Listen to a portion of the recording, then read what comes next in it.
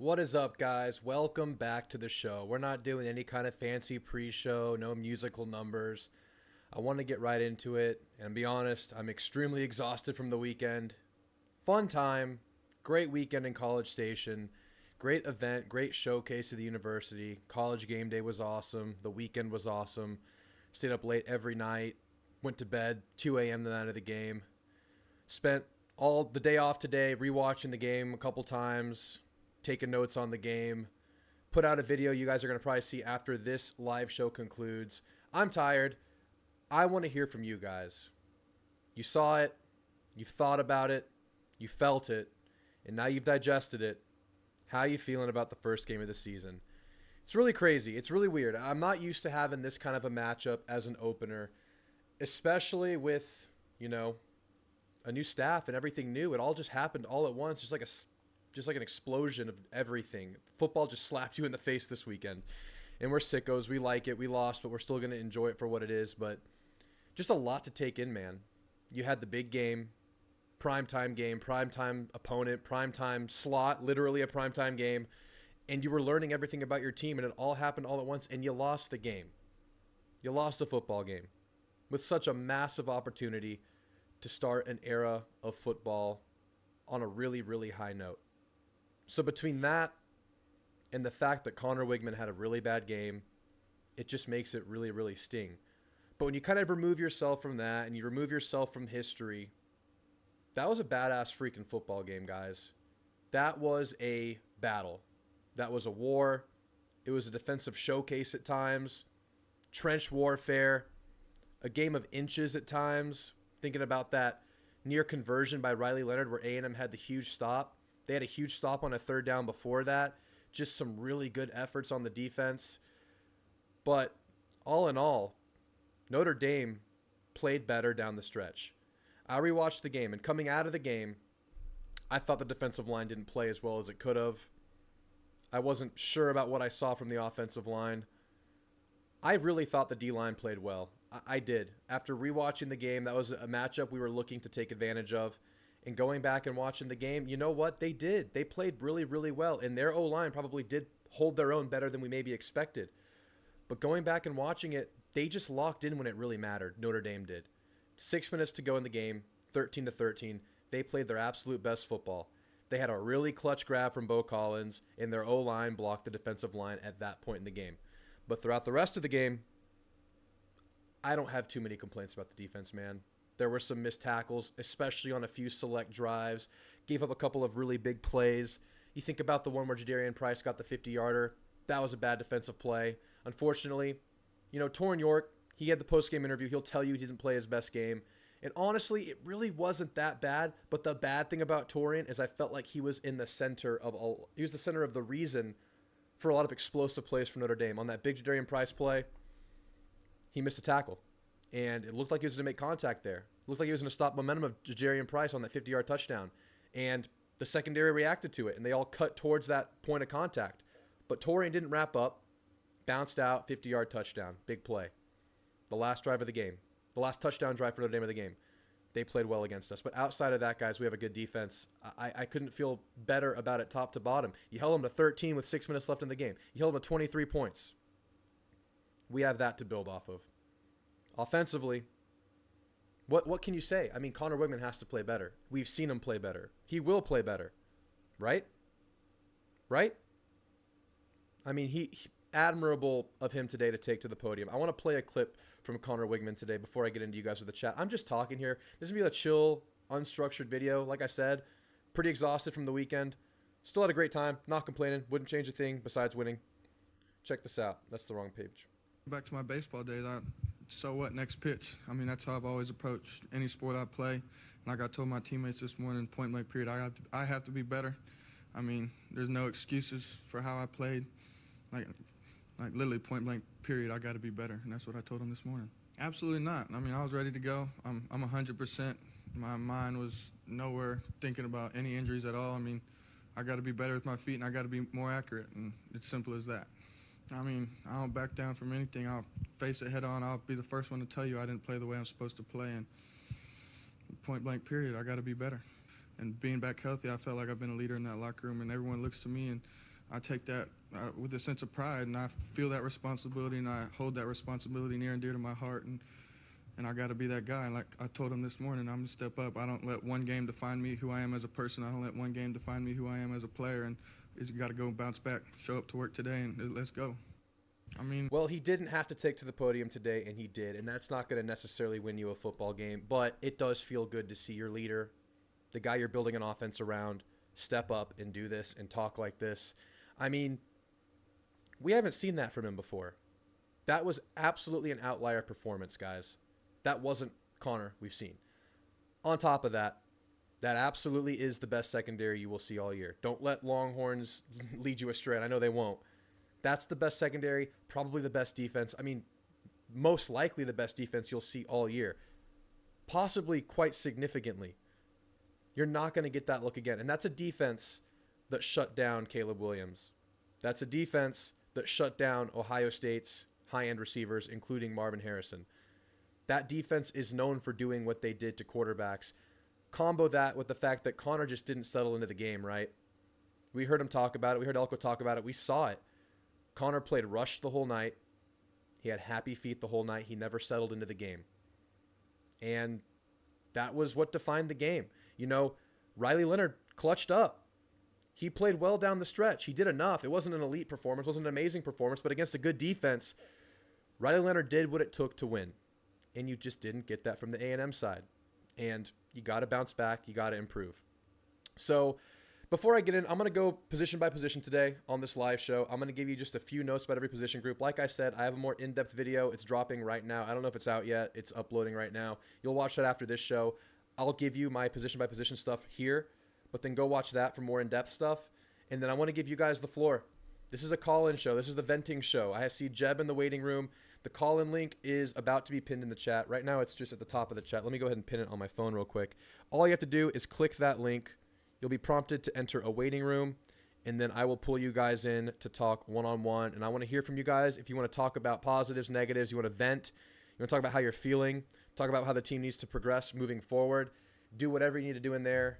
I want to hear from you guys. So I see Jeb waiting. Anybody else wants to call in, open phone lines. The call-in link is now pinned in the chat. Just click it. It's all self-explanatory. You'll be pulled in the order in which you call. Let's say what's up to everybody in the chat, and then I'll go position by position with you guys. Excessive, if you're still in here, I saw you commented earlier. The call-in link is pinned in the chat. Just click it. It's going to be easy. You'll figure it out. Just click it. It's super simple. But thanks for being here. Alex Flo says, looking forward to next Saturday for the offense to gain some confidence. Yeah, it's a big confidence-building opportunity versus McNeese. You won't get definitive answers versus McNeese, but you can play a lot better, clean things up, and just play your best ball, and then you'll get some answers versus Florida, who looked more vulnerable than I could have ever imagined after watching them. I was going to make a bigger point about that if we had won the game, but it's still a fact. Florida looks bad, guys, really bad. And going into the year, I projected a win here. I projected a loss versus Florida, but I did say that we were going to split those two games. So hopefully that's still on the table, and hopefully that I get proven right in that regard. Jay Gwynn says, if we have one blip on the schedule, that was the one. Let's get on a huge winning streak and put this behind us. The Florida game will tell us a lot more. Exactly what I was just saying, 100%. And Jeb agrees.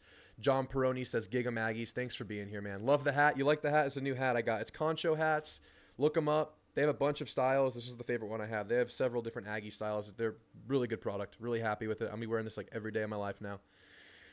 Jeb says, I'm mentally drained, but had an amazing time in CSTAT. I'm right there with you, dude. I don't know if y'all can tell, but I'm exhausted right now. But let's talk Aggie football, man. You only get a couple Saturdays a week, or 12. We're going to make the most of it and enjoy it no matter what, no matter how tired and drained and emotionally drained we are from that performance. We take this stuff so seriously, guys. Sitting in that stadium before the game, I had not been that nervous for a football game since I was a kid. I don't know. It's the new era. It was Notre Dame. It was college game day. Pressure building. And maybe there was something behind that for Connor Weigman too, because he felt pressure. He felt the expectations of coming back and not playing football in almost a year and having to live up to what he was supposed to be. You feel like based on his body language that could have been on the table for him, but he got it under his belt. That was an intense game, guys. Just being there, so intense. Gunsmoke says Klein's offense requires a dual threat quarterback. We'll see. I don't think he's trying to shove a square peg into a round hole or anything. I think his offenses have featured power quarterbacks, but there have been good things about his offenses outside of just that. But we'll have to see how that goes. I wasn't too concerned with the play calling, guys. There was opportunities in the game versus a really good defense that Connor just couldn't connect on. It's not a concern yet, but we'll keep that in mind. It is true. He has used it a lot in his past. But the best offensive coordinators adapt to their personnel. I liked a lot of what I saw from Klein. We'll talk about it in a second. People are saying both teams are overrated now. Of course they are. And I was going to make this point. Don't listen to that. That was a battle, guys. That was a battle. If you were watching that game and you're invested in that game, you think about an ugly game for A&M. 2022 Miami at home. Turnovers, sloppy, bad play in that game, and both teams turned out to be bad. I didn't feel that way in this game between the two teams, especially with the defenses on the field. It was a true battle, guys. That game was war. It was trench warfare down the stretch of the game. It was an epic game. It was really, really good. And I had neutral parties texting me in that game like, this is awesome. This is a crazy defensive battle. Not an ugly game. I mean, in regards to scoring a lot of points, sure, ugly in that respect, but it wasn't just, bad. All right.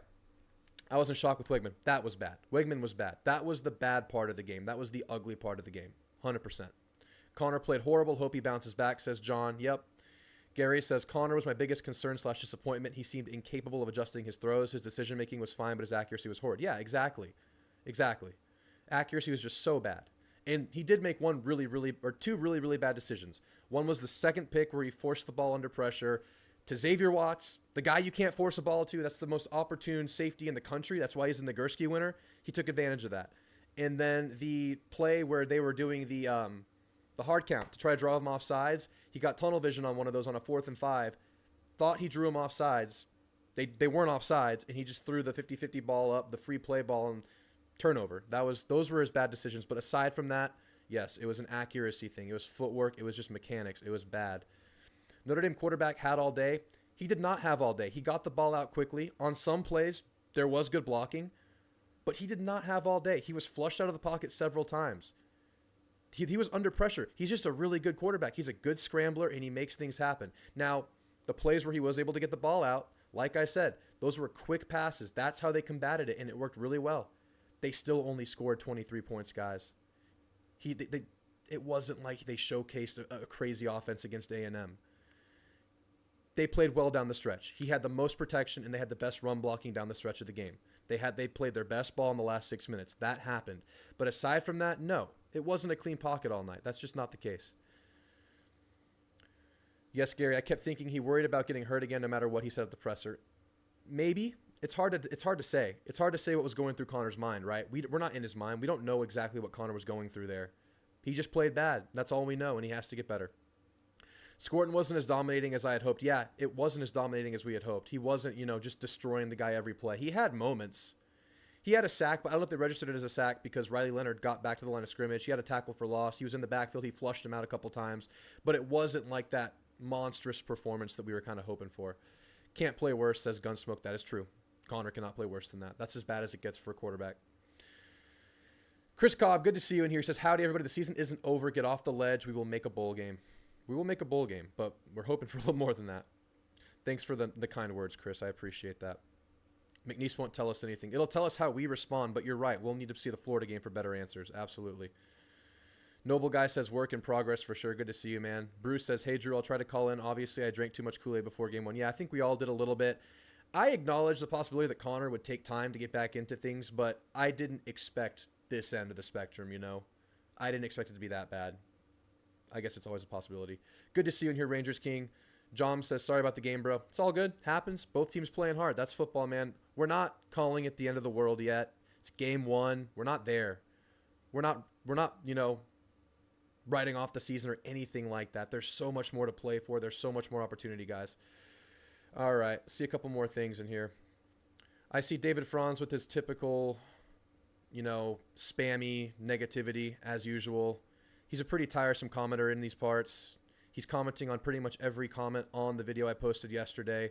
He has some points, but he repeats them way too much, and it's getting really annoying. Good to see you in here, though. No Elko defense is going 2-7. Is someone saying 2-7? Oh my God, it's David. Yeah, David's pretty close to getting banned because it's getting on levels of spamming. You can make your negative points. That's okay. But it's just too much, man. It's too consistent, David. It really is. It's really getting on my nerves. I'm seeing your name come up with the same comments too often. They played man coverage the entire game, then why couldn't we adjust? We just couldn't make anything happen. We just were inaccurate the whole game. They were able to do that and stack the box, and we were able to find some success running, but not enough because they were just manning up and stacking the inside. Tough loss on Saturday, but we improved on and on, no doubt. Good to see you, Rolly. SB Hustler says, I get Connor didn't play all that great, but our receivers were hardly open at all. Dude had nobody to throw the ball into in so many plays. Yeah, they were blanketed most of the game, but when they weren't, he wasn't getting them the ball. Really good secondary, but you couldn't take the opportunities that were there within that good secondary. Notre Dame came across as more seasoned and mature, which surfaced in the fourth quarter. We did have things to be encouraged about. Absolutely. That's exactly right. They just played better in the clutch of the game. All right, guys. I already see 4 callers waiting, so we're going to get straight into the call-in show. Thank you guys so much for being here. I see 54 people in here and 6 likes. If we can get those likes up to 20, that would help a lot. But I really, really appreciate you guys coming in. It's y'all's show. Call in, vent. I'm going to give you the floor. We're going to start with Jeb. Jeb, how's it going, man? What's on your mind? How you feeling, bud? First off, who is that David Franz guy? He's annoying is what he is, man. He's is that a real person? You think? I don't know, man. I don't know. That could be a troll. Yeah, he keeps saying it's going to be similar to the 03-08 season, 2 really bad years from I can remember from A&M football history. Yeah. But no, judging from what I saw from that team Saturday, that team is nowhere near as bad as those teams. No, not at all. Not at all. There was too much positivity out there. There are good aspects. I mean, the O-line played pretty well. I thought. I went back home and watched the game. I was very impressed with the O-line. I really was. I mean, the run blocking played was pretty well. The pass blocking, I mean, as good as you can imagine. Yeah. I saw on third downs, they rushed every third down, and I guess Connor just got happy feet every time they did that. Yeah. Oh, they rushed, and even if there wasn't pressure at the eyes of a rush, he was getting happy feet. And even on a clean pocket, he was rushed. He was just playing rushed the entire time. Absolutely, man. It was almost a perfect weekend. I got my ticket last minute for dirt cheap. Went to College Station, took my friend's truck, and we rode our bikes through campus. Easy way to get around. That's the best way to go about it. Yeah. That is the best way. And I traded my ticket in last minute. I sold mine on like a week before the game. Yeah. And I ended up buying better seats for cheaper than I bought the original. Oh, yeah, dude. I was going to say the biggest losers are the ones who paid $600 for the ticket. Yeah. Guys, I just banned David's in a 30-minute timeout, and if he comes back with the same thing, he's getting a permanent ban. No, we're not. We're not going 4-A. We're not going 3. No, listen. He's making us look bad, dude. He's a bad look. But anyway, continue. Sorry. Yeah, man. I mean, where do I begin? I mean, Connor, man, jeez. I mean, I knew we have some struggles and some growing pains, but man, that was terrible. I don't know if the moment was too big for him, or if he was just nervous. I mean, there's really no telling. Yeah, honestly, the moment might have been too big for him. I mean, I'm not as a character flaw, but as just, a quarterback coming back to play after a long time, everything building up. I mean, so much on his shoulders, and then just never settling into the game. That could have played a role. Yeah. Oh, dude, he looked uncomfortable. He looked uncomfortable the whole entire game. The thing is like, man, I mean, the receivers weren't really helping him out either. I mean, the separate, I've never seen in a long time. I haven't seen our receivers get clamped down that bad in a long time. Yeah. And there was a world where that was going to happen with that secondary, man. That's a top 3, 2 secondary in the country right there. It's them or Michigan, I think. I think those were the best 2 secondaries, and they did their job. But after rewatching it, even there were windows you had to take that were there, but you couldn't. That was the biggest problem. I think I'm more impressed that our offense was that bad, but the game was still close. Right. I mean, that's a testament to the defense. They played really well, man. There were a couple of bad moments defensively where you took bad angles and the secondary got lost. But I think for the most part, they really held their own, man. They really did. Oh, yeah. I was very impressed with the secondary. I mean, they did as good a job as they could. The only issue I saw with them is at times they struggled to get off blocks a few times. Same thing with the linebackers. But the defense, they play as good a game as you can imagine. I mean, they just got gassed at the end. I think I knew the game was over when it was 13-13, and we got the ball back. Our defense made a huge stop. We get the ball back, and we go 3 and outs. Yeah. It's like, oh, no, man. So I by then, it's like, yeah, I think now, I will say this is probably an unpopular opinion. I feel like Connor Weigman's been here for a long time, and he's played very few games. I haven't seen too much. I know everyone was hyped about him. I just haven't seen too much from him yet. I mean, we all know he played very well in the Miami game last year despite getting destroyed. But in that Auburn game, he didn't play very well either before he got hurt.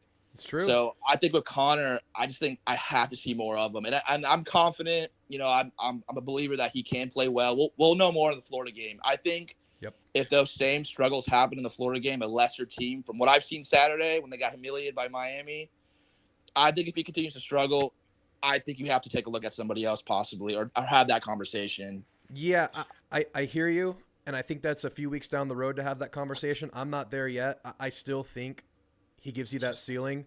But, yeah, I mean, if this keeps happening and this is what it's going to be, you have to. And you have to, the good thing is you have maybe options. Not that soon. Maybe not that soon. Let's say you squeak out a win against Florida.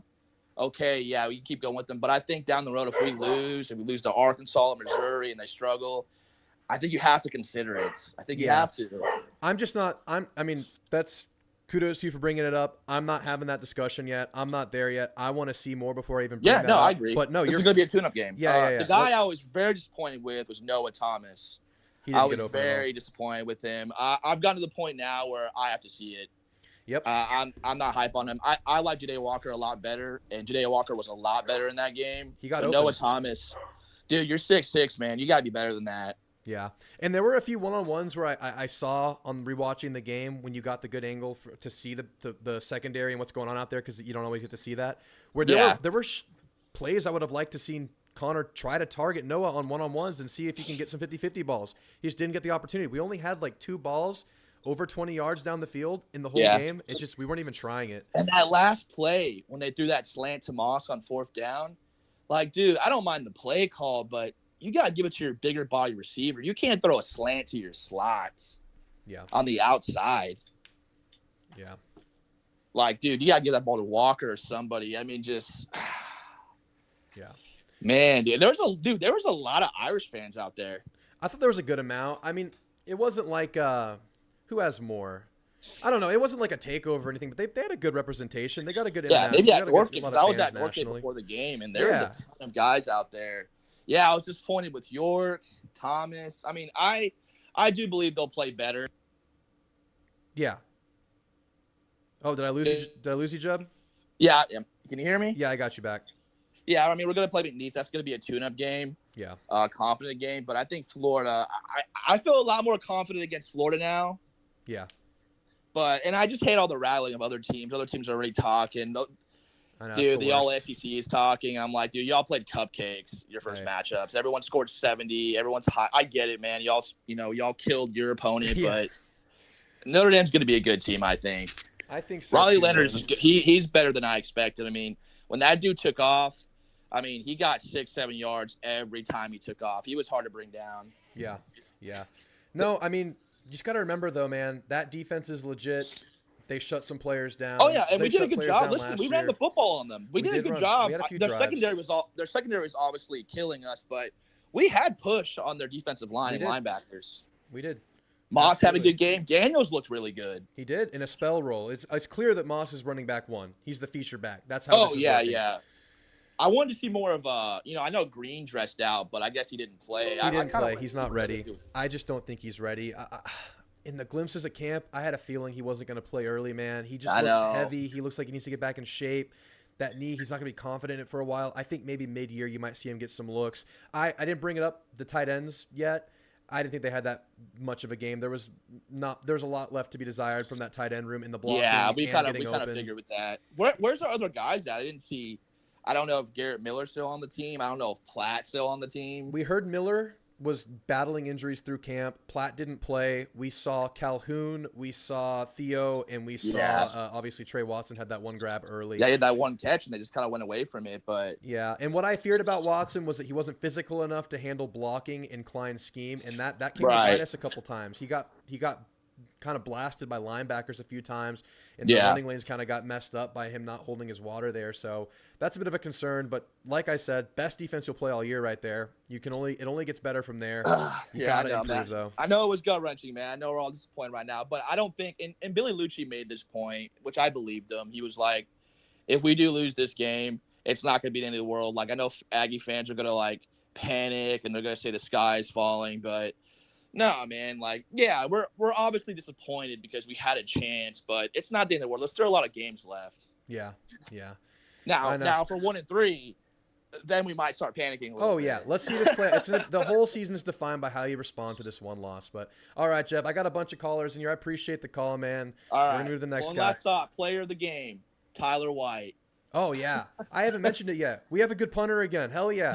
Our special teams played great. Oh yeah, I mean 2 for 2 Bond for Bond. Bond was good. No blocked kicks. Oh yeah. The kickoff team was good. Yes, absolutely. Everything was solid. Bussy got a solid 9-yard average on everything. He got positive yardage. He fielded well. We'll see him more. I hope to see more of him in the McNeese game. Yeah, we will. He's gonna come into his own. He needs to wear a tighter undershirt though, because they dragged him down by that saggy undershirt. Anyway, all right, Jeb. You have a good night. Thanks for calling. All right, man. Later. All right, let's do a couple chats and we'll get into the next caller. Play to win. Noah Tuwavy says, Drew, I had such a bad experience. I was surrounded by Notre Dame fans at the game. When they scored that first touchdown, some Irish fans behind me poured beer all over me and was yelling in my ear. That's a punch in the face. I'm getting kicked out of that game if they're pouring beer on me, if it's on purpose. If it's an accident, maybe we'll have a stare down, but that sucks, man. I'm sorry. It sucks when you sit next to drunk, rowdy fans. I don't drink at games anymore. I just don't want to put myself in that situation. I feel for you, man. That sucks. I hear some of y'all talking, defending Connor's performances. Yes, he's had 2 good SEC performances, and yes, those 2 picks against Miami were not his fault. We've seen enough glimpses to have faith in him to be the guy, but we haven't seen it in a consistent stretch yet for a season. That needs to start next week and extend into Florida for sure. All right, guys. Thank you guys for being here. If you could drop a like, I'd greatly appreciate it. Let's get into the next caller. Play to win. You're on with Drew. How you feeling, man? What's on your mind? Hey, Drew. Happy Labor Day. Thank you. Happy Labor Day to you too. Okay, buddy. Yeah, just a few thoughts. Connor, it was mediocre. I think there was nerves involved. I think, I'm playing Notre Dame, I'm not playing McNeese. Yeah. Texas A&M seemed like a team in a dark room looking for the light switch. Yeah. We got to find it. And they were trying to find their niche. And it was hard. I think, the competition was great. And, I think we missed a lot of blocking schemes. But you pay more attention to the big play. More the quarterback, the tailback. I'm really disappointed in the play calling of Colin Klein. I really thought that he should have mixed it up a little bit better. There's too many running plays. Did you see a screen? I never saw a screen once. Set up for a screen, left flat, right flat. Never saw any, throw out to the swing man or the wide receiver. We call it swing man in high school, but, wide receiver, and then throw it downfield to a receiver. I mean, something to throw them off, to keep them off balance and, just keep running the same play over and over. And I'm like, dude, run first down, run second down. Oh, what we got to do now? We got to run. We got to throw. Yeah. We got to throw third down, third and long. You're just telling the defense what you're good. I mean, it's basically just giving away. Well, we got to throw, and make 10 yards, to get the first down or whatever the down situation was. So I'm really kind of disappointed in Colin's play calls. Yeah. I think my reaction to that, I'll push back a little bit. I'll agree that I would have liked to see some screens and some more stuff to get people in space. But as far as leaning on the run, the way I thought about that, down the stretch of that game, they passed more early in the game than late. I think late in the game, they realized this was a defensive battle and both defenses were getting stops. And when you were in the wrong side of the field, Connor Weigman was throwing interceptions. Connor Weigman was off. He was inaccurate. I think they were just ready to play that field position duel, and that's how I kind of read them kind of getting vanilla down the stretch of that game. You were having way more success running. Your receivers weren't getting open. Best secondary, one of the best in the country. The way I read that play to win was that they were trying to win that field position battle and not have a game-changing turnover, 2 of which you had already had early in the game. That's how I read that. Yeah. I liked some of the play design. I really liked the clap cadence. That really worked in your favor a couple times. They need to execute better with it because they got themselves in trouble trying to draw them off sides. Half the times it worked, half the times you screwed yourself with it. Yeah, I liked a lot of what I saw, but there's going to be a learning curve here. The players need to learn the playbook, obviously, but these coaches need to learn how to put these players in the best position because they're also learning the group. So it works both ways. But yeah, that's how I read they faded the passing game late. That's how I read it. It's like we're in a defensive battle. Don't turn over. Don't put yourself in a bad position. Yeah, yeah, exactly. And going back to the rush calls, he's calling one, run play after another because the passing lanes weren't really working. Right. So he goes, okay, well, let's go, and that's why so many running plays or something like more play action. I didn't say play action. There wasn't a lot of play action. You're right. Yeah, I have to look at the stats, but it didn't feel like a lot of play action. I did. Yeah, I wasn't seeing it, and also something like tailback lateral to the quarterback and then throw it downfield. Just hey, just go out for a pass, bro. Yeah. And then the tailback goes up. He takes off. We think it's a run. To fool him, man. We're trying to fool the defense. That's what we want to do. Yeah. Toss it back to the quarterback and throw it downfield. And I'm like, where's that? Where's any kind of deceiving plays that we need to run? That's true. And that's why I'm just disappointed. Colin, if you're listening, I was disappointed in that, but I think you realize he knows. Yeah. Look, what didn't work, what worked. We got to put this thing together against McNeese and figure out a better offensive scheme. Yep. So that's what we got to do. But I think there's a lot had to do with nerves. But I'm proud of each and every one of our players. They played a tough game because a lot of our players were going down, with injury. I mean, look, knee, ain't something there, and especially the knee. Even Vince Lombardi used to say that. He said it's the knee. It's always the knee. Mm-hmm. And it was scary to watch. I'm like, oh my God. And the first one goes down, I get nervous. Like, oh no. It was a tough physical game. Notre Dame came out on top. Yeah. Okay. Well, we got to regroup, and I think we'll get better next couple of games. I'm pretty certain. Absolutely. Yep. And you got a good blank canvas to really get that offense honed in next week, and then what seems to be an easier opponent in Florida after what they showed versus Miami. So you have time to get it right, but you have to do it. You have to push forward. You can only imagine it'll get better. But play to win. Yeah. I got callers backing up. I appreciate the call. We're going to keep them shorter tonight. Thank you so much for the call. Bye. Later, man. All right. Moving right along to Seth. You're on with Drew. What's on your mind tonight, Seth? How you doing? Oh, you're muted. You got to hit the mute button. There you go. Hey, Drew. How you doing, man? Can you hear me? Yes, sir, man. Thanks for calling in. What's on your mind? Hey, first of all, I know we've talked about the offensive scheme a little bit already. Some of the things I've heard from a lot of people are saying that they felt like the scheme felt like Jimbo's offense. What do you feel like that? I think some of the stagnance and the inability to move the ball deep down the field felt like that. But I feel like this looked very different from what you would see from a Jimbo offense. 100% agree with you. I think the results, were Jimbo-esque, just getting stagnant, and that might have been by way of just the competition you were playing against and how the game shook out, because a good defense will take you out of your offense. But no, what I really liked about the offense, and I agree a lot of what Play to Win just said, not a lot of play action, not a lot of creativity, but it was all new, right? Even the baseline stuff is new and like relatively creative to what we've had before. I really liked the alignment. I liked how they got to the line of scrimmage early, constant motion, constant alignment, long snap counts, and they're feeding Connor Weigman information through the headset monitor, headset comms communication, whatever, audibling, giving reads until 15 seconds left. I loved the pre-snap of the offense. I loved what they were doing there. I loved how they gave the offensive line a chance to gain the upper hand by changing the cadence. I loved the formations. They did a bunch of stack receiver looks. They did a bunch of receiver motions. They ran to the motion. They ran away from the motion. It felt distinctly different from Jimbo in that regard. But like I said, they had to vanilla it up down the stretch because the passing game just wasn't there, and it became more risk than reward. So they did end up running a lot of zone run, which is what Jimbo did a lot down the stretch, and it worked a little bit. You did that on your scoring drive. You had a couple of big plays on zone runs. But you also saw some of the Klein stuff, some of the pin and pulls, a lot of power runs. It wasn't Jimbo's, but the end result felt Jimbo-esque in that stagnation, and just, we ended up just leaning on the run and kind of nickeling, diming, nothing down the field. But it's a really good defense. It's hard to say that was by design. They take you out of your game. I think the second thing, I feel like, and maybe this is a weird comparison, Connor's performance reminded me of Calzada early on in the season. Yeah. The inability to stand still and deliver accurate passes. He's got such a good arm, but how do you feel about that comparison? Do you think that we need to give him time to settle in, or do we just at some point just say we have to pull the plug if we're 3 or 4 weeks down the stretch? Because obviously Calzada figured it out after that Alabama game. He looked better against Mizzou and some of the other teams. Yeah. But no, it's a good comparison. I definitely see it. Calzada would always get those choppy feet, pass while he's backing up, and just never felt secure and sure of himself and decisive in the pocket.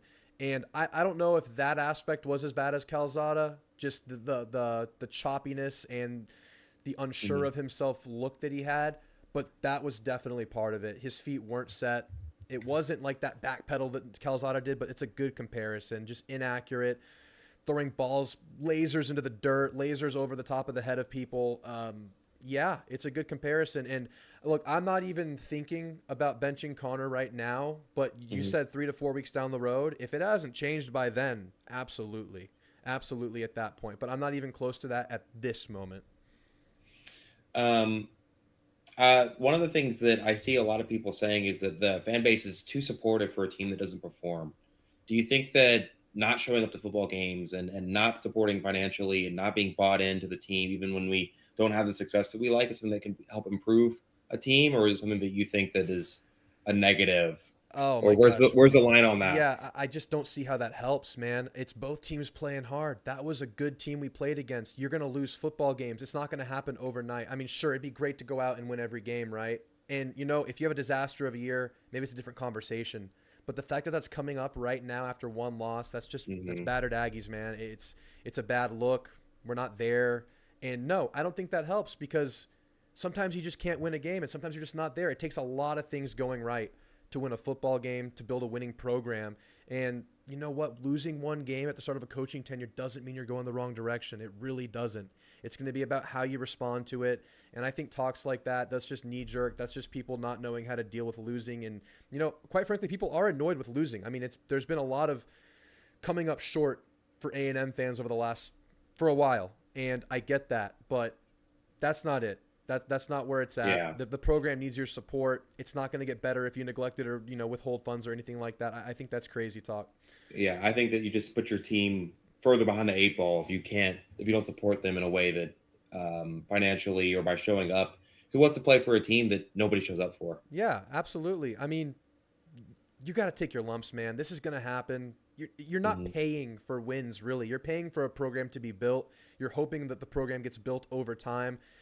All these resources, you put X amount of dollars and time and money into it. That doesn't equate 1-to-1 to victories. That's overtime. That's building culture. That's recruiting. That's everything. And it takes time. And we have a new coach right now, and you got to let it play out, man. I hate that those things are coming up right now. I think the last thing, a lot of people are talking about Connor being incompatible with Klein's scheme. Obviously, Klein likes more of a running quarterback. Yeah. Calzada is more of that pocket passer type. I think the big question is, obviously, we picked up Klein. I think he's going to be a good offensive coordinator for us. But I don't think this team necessarily is built to run like a Kansas State offense. We don't have the tight end room like we were talking about earlier. And our best quarterback is not a mobile guy.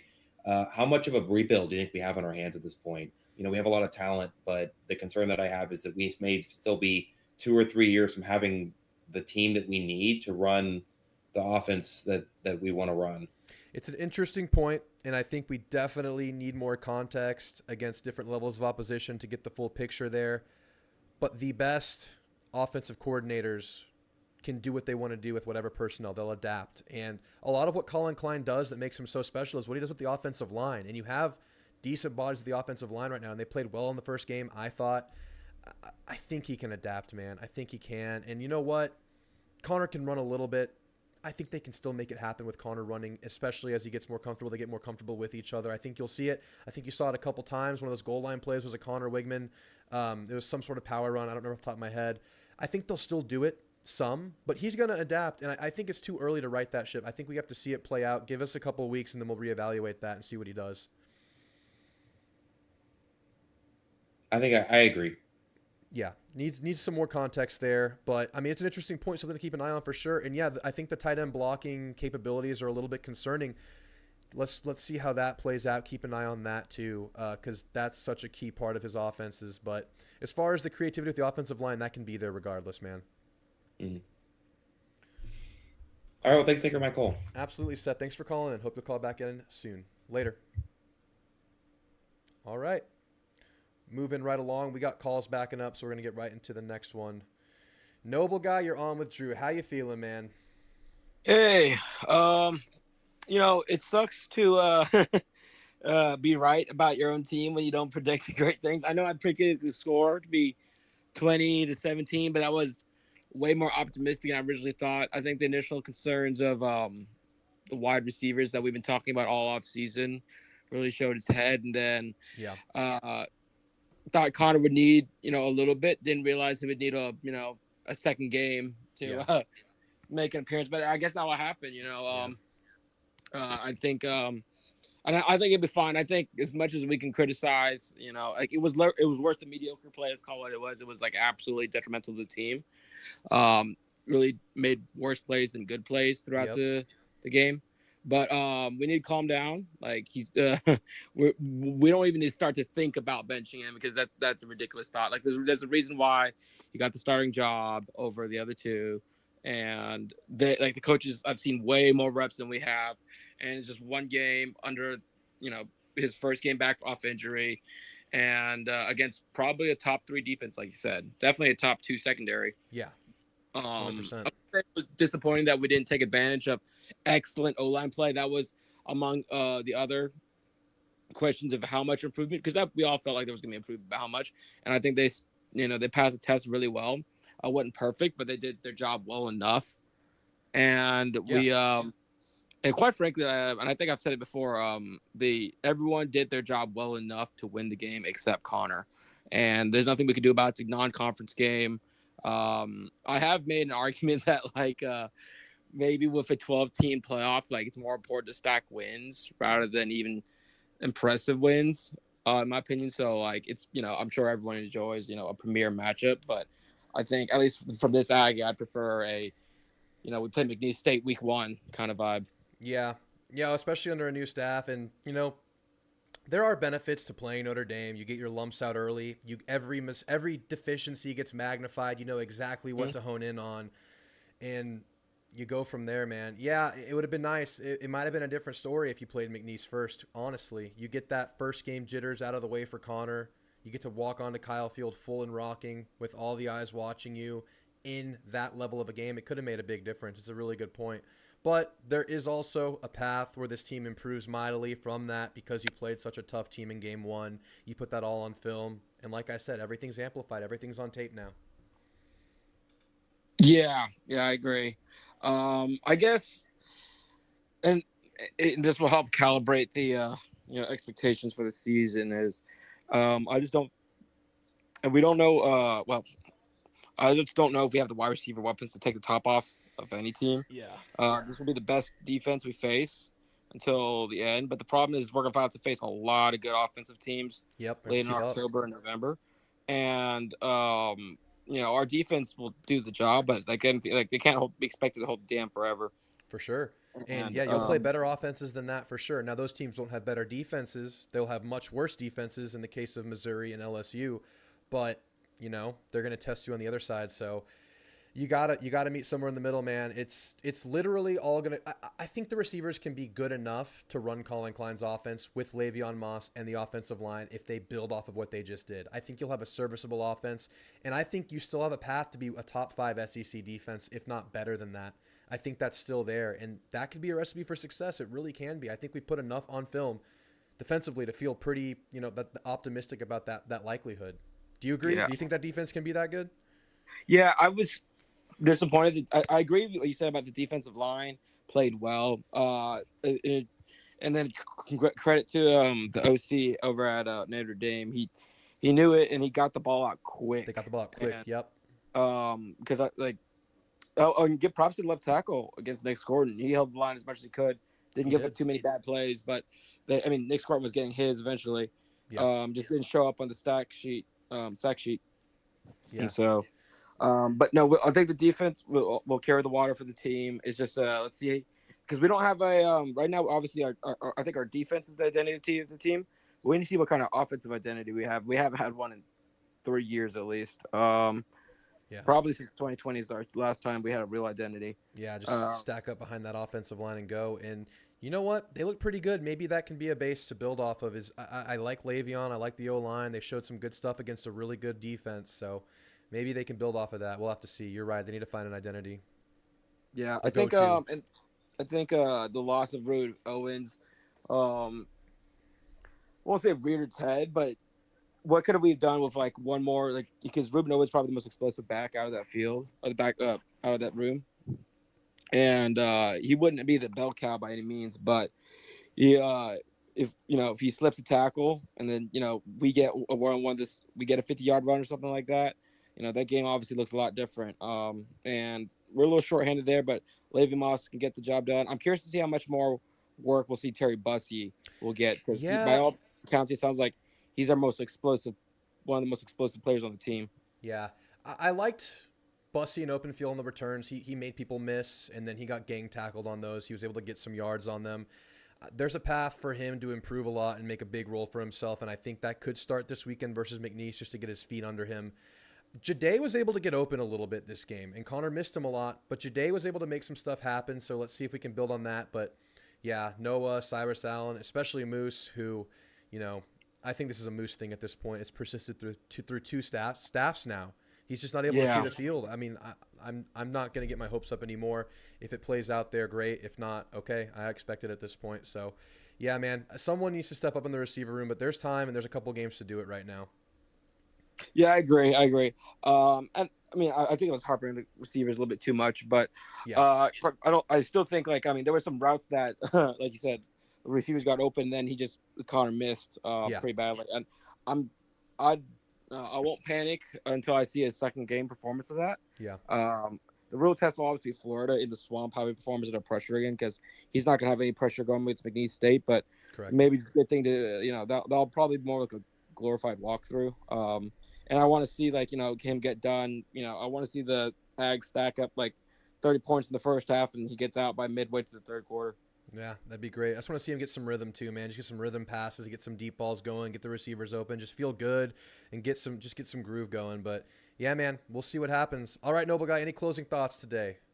No, I'll let someone else get the next call on, and we'll be all right. Probably a 9-3 season, being optimistic still on the table, but we're gonna have a hard needle to thread now. Yep, absolutely. All right, man. Have a good night. You too. All right, guys. Bruce, you're on with Drew. What's on your mind tonight, my friend? Hey, Drew, can you hear me? Yes, sir. Loud and clear. Awesome. Well, rough game. Yep. Man, I got a lot I'd like to talk about, but I'm gonna be quick. I'm gonna run through a few things and then get to the substance. I thought the offensive line did good. Mm-hmm. I think they can get better, but I think they were better. Mm-hmm. For sure. I thought the defense was really good, and I think they're going to continue to get better. And like the last caller said, we didn't get a lot of sacks. We didn't have a chance to get a lot of sacks. Correct. And I think the defense held up great. That fourth down stop was insane. That was epic. It was awesome. And then our offense just pissed it away. Yep. That was when they had that fourth down mishap on the attempt to draw them offsides and just threw the ball away. Yep, right after. Yeah, that was so sad because that was the game changer. I mean, it could have been the game changer. If we do something, if we score, that's a huge moment. But we didn't get it done on offense. And in plus field position. Yeah, Yeah. And then the secondary I thought was just great. I'm really excited about how much better they are. So many weapons out there, so many guys involved with the run game out there, just darts to the ball. They got to clean some stuff up, but I couldn't be more encouraged by that secondary, man. It was fun to watch. It really was. Yeah. And on that big run they got for the first touchdown, Yep. I think we can blame a lot of people. That running back made some great moves. He did. And Great cut. the one thing, go ahead. No. I said that was a great cut by him. Oh yeah, I mean I don't blame Torian York. That you in space like that with a running back that good, it's hard to make that tackle. That dude made an incredible move. The one thing that did happen on that play that was really bad, I believe it was Des Ricks was the corner, and he just came screaming into the middle of the field, lost contain, and it turned into a touchdown. It should have been a 20, 25-yard run, but the corner just totally lost contain, got caught on the inside, and he just strolled in for the touchdown. If we could have stopped it if he'd have had contain, but, I mean, that's just kind of sad. 100%, yeah, and honestly, yeah, that was a really good move by the running back. I wished Torian could have at least touched him and slowed him down there, because I think a lot of the DBs were reacting to that contact, but it didn't happen. Because in addition, you're right, Rick's collapsed down and he bounced it out and there was no contain out there. But also, where you would think there would be a point of contact with Torian there, I think that caused Bryce Anderson to come screaming in to kind of clean up the tackle that he thought was happening there, and he lost his angle. So you didn't have that layer of protection there. And then Jaden Hill, that was his first drive in the game, and he did not look like he hit the ground running. He looked like he needed some time to adjust to the speed of that game, and he was not in position to make that follow-up tackle after York missed too. So really 3 bad DB reactions to whatever happened right there. But credit to that running back. He made a great move, bounced it out, and he showed great speed, and he got there. I mean, that he ran right to me in that corner. That's where I was sitting in the game, and it hurt. Yeah, for sure. I thought Connor's first pick, he was throwing that to Theo, right? 17? No. The first pick was, it was like, I don't know, some kind of deep post or something, or a corner to Noah. It was that was the first one? That was the first one. The second one was to Theo. The second was to Theo. Now, the one to Theo, I don't know if you could tell. Connor threw it as if he expected Theo to stop right in that spot. And Theo kept running, and then he just kind of vacated that area, and the safety just came up and grabbed the uncontested play. And then as Connor was going off the field, he was kind of, he looked kind of pissed off, like, damn it, why didn't he stop? That's, he's supposed to stop there. I don't know if that's true, but it's what it looked like to me. I'll go back and watch it. That's possible, because it was a mysteriously bad ball. It was really bad. So it's possible. It looked really bad, and you didn't have the luxury of watching the replay like I did. And I mean, he threw it right where Theo was, and Theo kept going, and then it was an easy pick. And then the second time he threw to Theo looked lost. It was a corner route. Yeah. And I don't know. I don't know. Maybe Theo's got over some whatever he had, but it didn't look good when he was in the game and they threw to him. Was that the pass that was kind of close to the end zone and it was on the sideline? Yes. That one definitely PI. He was held on that play. They showed a replay. Oh, okay. I watched it, and he was definitely held on that play. Kirk even said, "Ooh, that could have been a call," and that threw him off. But Theo also didn't make a strong play on the ball there, so it's kind of a little bit of both. Yeah. But I want to see some more from Theo too. I think he leaves some to be desired. He has all the tools, man. He looks good in pads. He's big. He's grown. Yeah. He looks more muscular, but a little soft in blocking and didn't make it happen receiving. But, I think he probably needs some reps. We'll have to see that. The tight end's a work in progress right now to me. Yeah, for sure. And the one thing I want to get to and try to be quick is Connor. Of course, we're all talking about Connor. I think if Connor plays, if he plays like we've seen him play, A&M wins that game. I think it's hard to put a game on one guy. But when you're the quarterback, sometimes that's the truth. And if Connor makes, like, if he hits EJ Smith Yeah. on that little dump off where he's got the first down, and if he breaks the tackle, he could score. There's one guy in front If of he him. just Yep. yeah, and I mean, just an easy pass, and he missed it. Mm-hmm. I don't know what that is, but and then the interception he threw to Moss, I mean to Noah.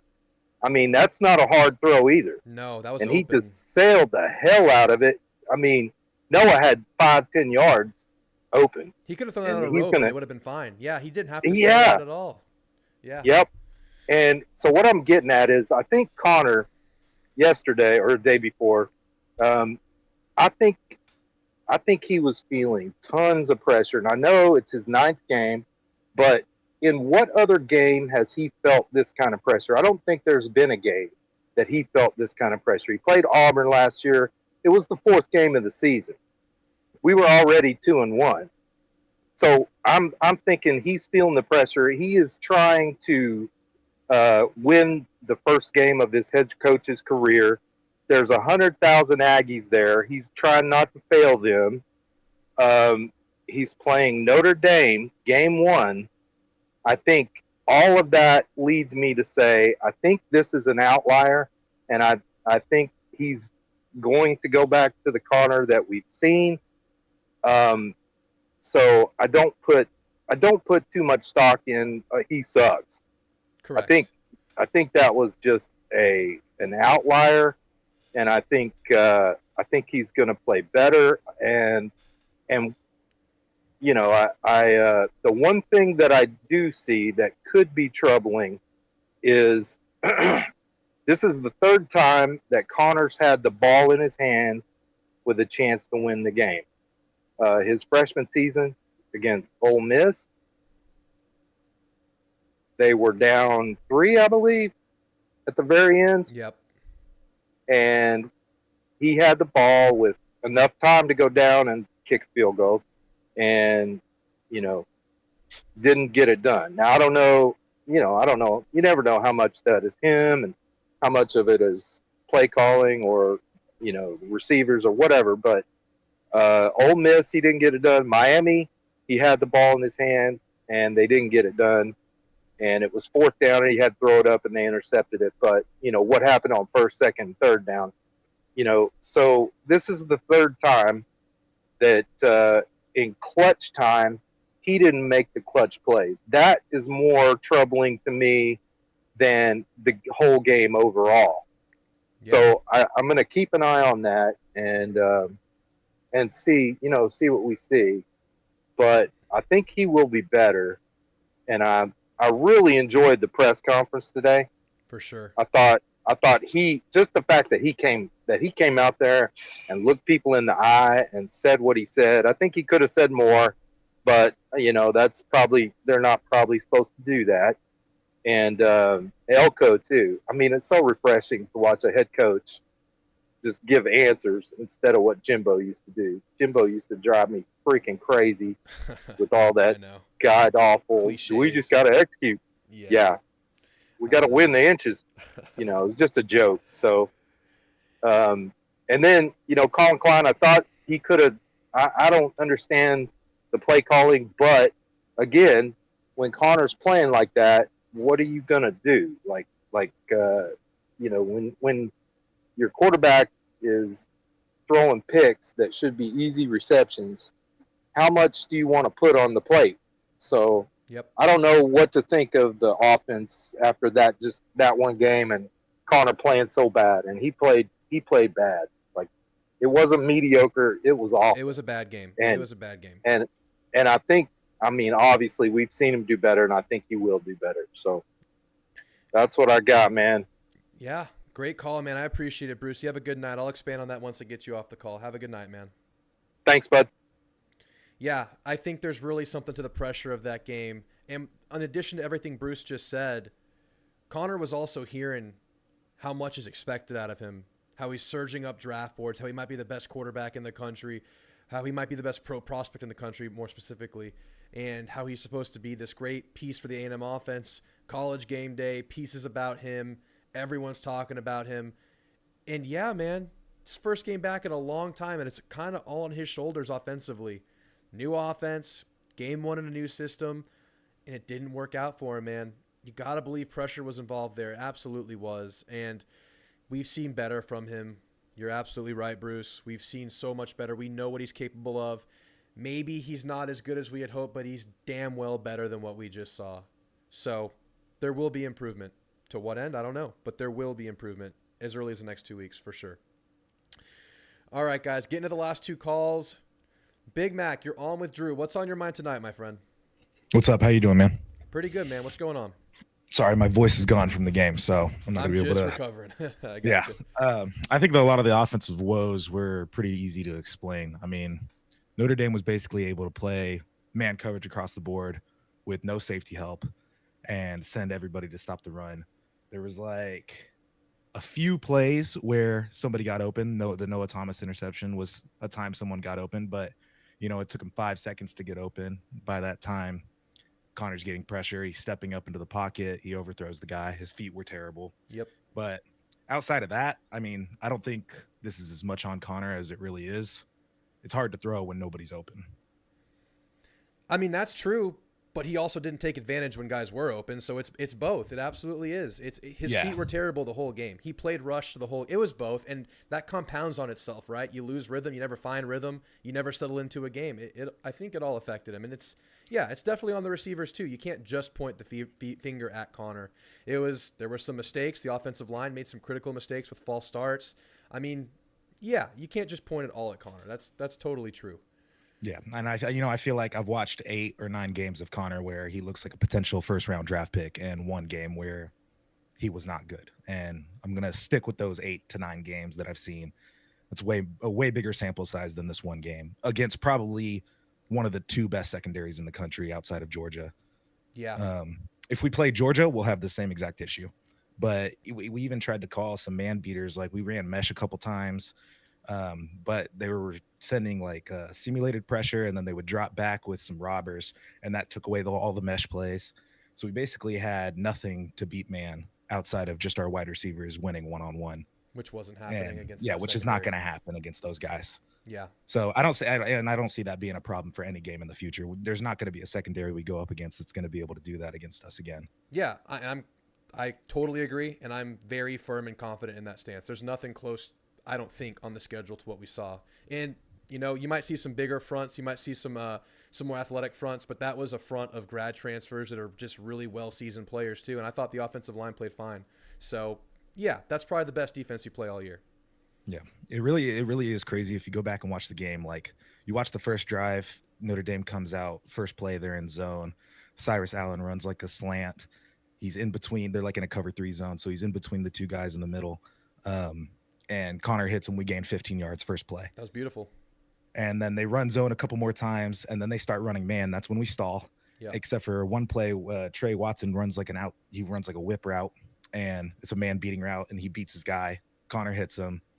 We get a first down, and then they bring pressure. He throws it to EJ Smith. It's like an inch away from being a touchdown. Yeah. And then after that, they basically only ran man for the entire game. Yep.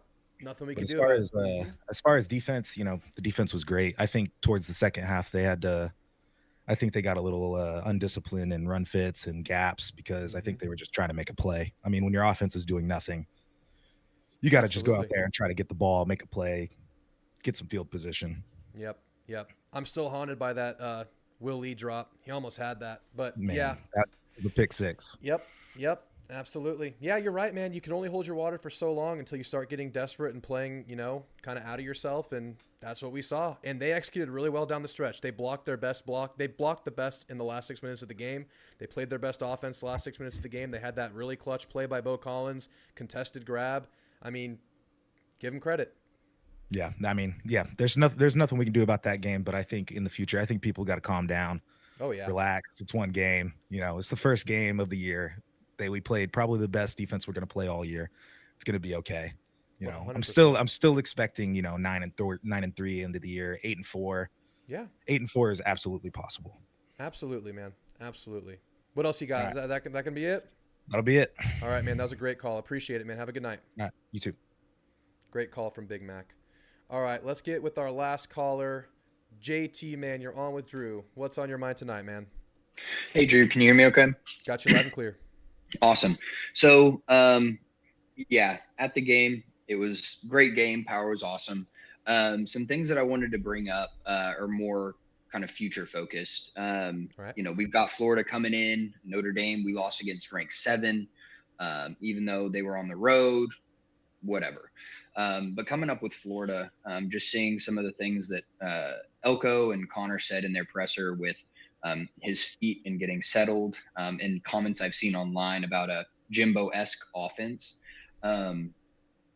We've got to start asking those questions to Florida as well. You know, I after Florida's bad performance against Miami, you know, okay, they're a bad team too, whatever. But at the end of the day, are our seniors, are our leaders going to be able to step up in a big road game? Nobody on this team has a history of winning on the road or performing well on the road. And so I'm interested to see where we end up from that point. And then piggybacking off of everybody else, it was alarming to see that Torian York and Connor Weigman were the pillars of the team, you know, the two main captains on either side. And they were the ones that had underperformed. Our DBs, our offensive line, strides better than it has been in the past. But where are we going to start looking at, okay, you know, what is carrying over from Jimbo? Is it just going to be Connor's, you know, feet? Is it just going to be some of the slow pulls or some of the slow actions from the wide receivers on the edge? Where does that train get off? Yeah, I mean, remains to be seen, right? We have to see improvement from the guys we expected better from. And yeah, I would even throw Bryce Anderson into that bunch. I would say of the safeties that played, he might have had the worst game. And the safeties played really well, but I would say Bryce Anderson had a bunch of whiffs in that game. But, you know, I find solace in the fact that those three guys, Torian, Bryce, Connor, we've seen better from them before at Texas A&M, and we should see better from them relatively quickly at Texas A&M. Yeah, what you would think, right? And yeah, I made that point the entire offseason. This team has not learned how to win on the road. Yes, it's largely based on the coaching staff and how they handle the road, the trip, the environment, the mentality. So we have that going for us. But you're right. This team has not learned how to win on the road. And that's why going into the year, I called Florida a loss. But after seeing them be as, you know, look how they looked, you feel like you have a chance to really right that ship there. And, you know, it takes one, get that confidence, get the game under your belt. I probably feel better about it now, you know, when you take into account what we saw from A&M and what we saw from Florida. I think I feel better about that game now, even though we saw the Connor that we did see. I just think you throw it all together, and I think I feel better about that game right now. How do you feel about it? Do you feel any different after the week 1 performance? Florida, no. Auburn was I said 3 losses. I had us winning Notre Dame, and then losing a couple more down the road. Auburn is the one that I've kind of highlighted on my calendar. Yeah. Just because of their history. Jordan Hare is an incredibly difficult place to succeed in the first place. Mm-hmm. So, you know, definitely a wake up call. But I think that we start with Florida, and if it looked like it did last Saturday, then you know, maybe we have an opportunity to go in there and really show people something. Yep, absolutely. My second question, and you know, I don't know, I just saw a few plays, but I know that we are not as strong as we would like to be. Donovan Green being out, and you know, kind of some new pieces in at the tight end position. Did Klein's offense look a little sluggish just as far as the tight end play? The specific instances that I remember, we were lining the tight ends up either on the line or a little bit out wide. And so it was very apparent where the tight ends were going to either be, you know, playing as receivers or up on the line blocking. There was no real, like, you know, get a hand on them, shove them off, and then break onto your route. It just seemed way more defined of a role in this outing from Klein. And that just was not something that I was expecting. I would agree with you. It seemed very vanilla, right? It didn't seem like they were using a lot of deception, but I think there were some good things there. It's hard to say after one game, right? There's going to be installation week to week. We're going to see a lot of adjustments. Yeah, it's definitely something to keep an eye on. Even within that really defined play, I would say the tight ends played pretty poorly, in my opinion. I didn't think they blocked well. They didn't get open besides a couple of plays. definitely something to keep an eye on, and it was one of my concerns going into the year. So, I mean, I think you're onto something. Let's see how they adjust. He doesn't have the tight end he had last year at Kansas State, who was really good. He just does. I don't think he has that this year. I think they could probably get Trey Watson more involved in the passing game and help him find more success there. But as far as being a versatile guy that can block and be equally effective, lined up on the line of scrimmage or outside, out wide, I don't think you have that from personnel standpoint. I really don't. But we'll have to see. It's too early to tell, I think. Yeah, for sure. And then just quick, one last thing. Did any of the injuries bother you? I know Naboo, sadly, is the only one that's going to be, missing the season. But man, some of those injuries, right? Like Scorton rolling his ankle. I don't remember off the top of my head who the other 2 or 3 were. But just those little nicks and things in the first game is really bothering me as well. I'm interested to see how durable the team will be. And then once we get later into the season where that secondary is. Line, I think we're okay on the secondary. But, now that we've gotten Naboo out, it really changes the perspective looking at the offensive line with the past 3 years of history. Yeah, you're playing with thinner ice now. Fortunately, on the offensive line, one of the good things about it was that it had experienced depth and just players that have been playing well behind the interior guys. The injury to Reed Adams missed a couple of plays, right? He got nicked up at one point in the game. Shanahan goes in, and Shanahan gives up the only sack of the game on a one-on-one with Howard Cross. And Howard Cross is just – he's a guy that can beat you one-on-one. That's just what he does. So, yeah, that one bothered me. Overall, did the injuries bother me? I would say it's somewhat concerning based on our recent track record. It's like, I thought we'd right this ship. I thought the Moffitt method was supposed to take care of this. Having said that, football's unpredictable. You could just have a bad run of injuries, and that can just be what it is, and hopefully it's not like that game to game. So if it becomes a trend, yeah, definitely concerning. But as far as what we had in game 1, it sucks to lose Naboo. It sounds like everyone else is fine. Let's just move on and hope this isn't a trend is really where I'm at. Yep. Awesome. Well, yeah, thanks for taking the call, and look forward to seeing your coverage of the other ones. I got 70 plus on McNeese next week, so nice. We'll see how that goes. All right, man. Have a good one. Later. Bye. All right, guys. That covers the calls. Let's take a couple of the chats, and then we'll call it a night. I'm just going to pick a few out. Y'all have been awesome in the chat. If y'all could drop a like and a sub before we get out of here. We're at 57 viewers, 33 likes. If we get to 40 likes, that'd be awesome. All right, I see a Haynes King, Connor Weigman comparison. Look, Haynes King won the matchup, the battle in week 1, but I think Connor has a higher ceiling for sure, so we'll have to just see how it plays out. Hopefully Connor's not going down a spiral. He sounded very sure of himself today. Good presser. They're going to have a great week of practice. So much to coach up. You improve the most from week 1 to week 2. We'll see.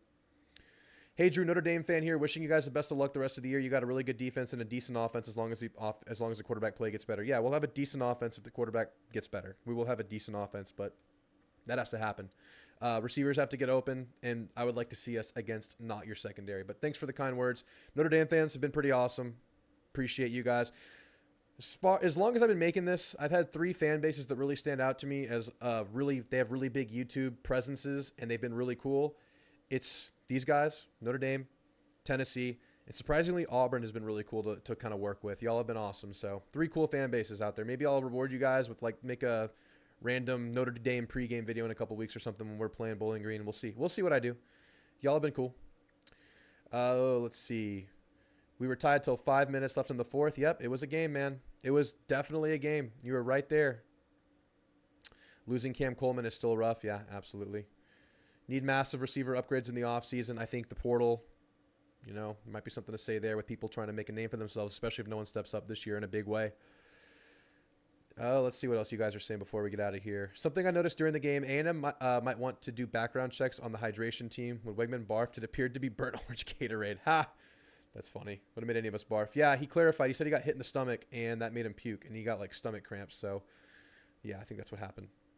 I think it's safe to say we'll get Connor back for his 4th year. Hey, I hope not. I hope he just shows out the rest of this year. He comes back angry and just, focuses in, and it fuels him.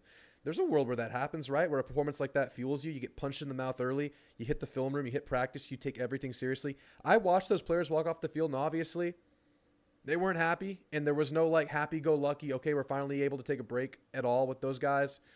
So that's there. I mean, I think that's pretty human nature-wise at this level of play, but at least we saw that. It can focus them up. We can see. One of the picks he threw was against a wide open Noah Thomas. Yeah, that was really, really bad. That was really, really bad. Seriously, it looks like our team was struggling versus conditioning with Notre Dame being just fine. I think the defense eventually did. It's like, how many times can they get a stop? I mean, how long are you going to lean on them? They're going to get discouraged, man. They're going to play a lot more reps when the offense isn't helping them out with long drives. Yeah, I think that was more so the nature of the game than them being out of shape. Elko said today he didn't feel like anyone was out of shape. They track all that stuff. I just think it was the nature of the game. Connor didn't play great, but the wide receivers definitely contributed 100%. 100%. Too many excuses for the quarterback. He will get better. However, the great ones will find a way to win. Yeah, I don't think anyone's really making an excuse. He played bad. He played bad. He has to play better. Receivers also played bad against a really good secondary. I mean, multiple things can be true. I don't know if maybe other people are making excuses. I don't think anybody tonight has made excuses for Connor. There are reasons, there are things you can point to cause anything that happens. But excuses, no. He had a bad game. We hired stallions to cover ops your water bottles. That's funny. Y'all are crazy. When we get Jobby Barber, we have a real chance at wide receiver 1. Noah could be it, but he has to play better. Yeah, he just has to play better. There were some one-on-ones I would have liked to see him try, though, with some decent leverages. I mean, Connor wasn't very courageous, but I get it. He was just off. I wouldn't beat up your quarterback too much. Both teams have solid defenses. Very true. We won't play anything like that. Let's see what else you guys are saying. I think Barber is back probably before Missouri. If he could get back Missouri, he could get back Arkansas. He can get back. It'd be awesome to get back Bowling Green and play that game, but yeah, that's pretty soon. We'll see. I think Busty will start coming into his own over the next few weeks, guys. I think Busty's something to keep an eye on. I think receivers have to just improve, and I think they will. Let's see what else you guys are saying. Everyone's saying great call to Big Mac. That was a great call. That guy knew ball. Nobody will be Johnny. He set the quarterback bar too high for us, says Jeb, of course.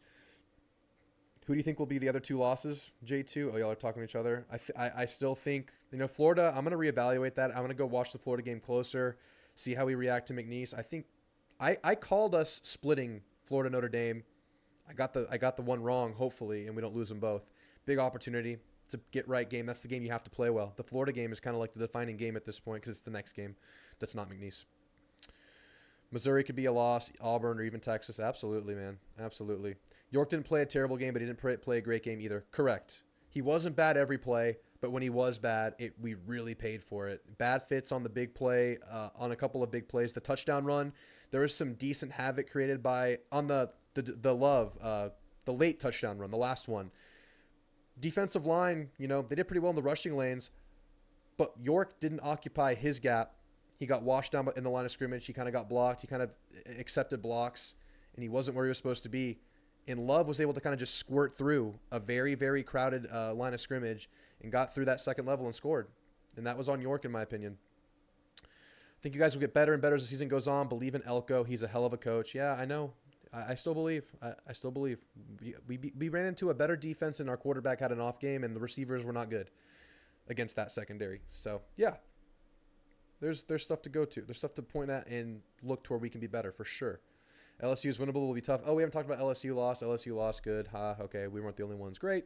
I was a little disappointed with the lack of creativity by Klein. If your pass game isn't working, manufactured yards, the jet sweep screens, RPOs, it was a little vanilla, strangely. You're right.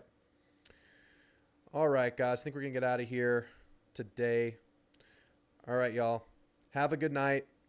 Keep your head up. I'll see you guys in the next one. Gig 'em.